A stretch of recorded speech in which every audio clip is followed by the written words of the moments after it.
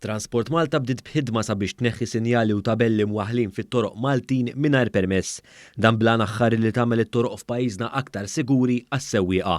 Dwar dan huwa news tkellem mal-Viċi Kap Eżekuttiv ta' Transport Malta Sur Kevin Farrugia hekk kif spjega li dan il-programm mill-entità tal-Gvern ser jara wkoll li jerġa' jsebbaħ it-toroq Maltin li huma mifnija b'dawn it-tabelli u sinjali kummerċjali imwaħħlin b'mod illegali.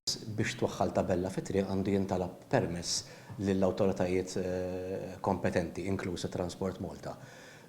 Għaliex? Għax dan jassigura illi aħna fl-evalwazzjoni ta' kull applikazzjoni li jkun hemm nassiguraw road safety li huwa obbligu għall-awtorità bħal tagħna. Spjega wkoll kif il-periti tal-entità tal-Gvern jimxu ma' regoli stabbiliti fil-liġi Maltija sabiex jevalwaw applikazzjonijiet għal tabelli fit-toroq. Għandna d-Dipartiment tat-Tiswijiet tagħna li għaddej kważi l-ħin kollu bħalissa kemm binaru anke matul is-sigħat tal-lejl biex inneħħu kemm jista' jkun dawn it-tabelli malajr mit-toroq tagħna.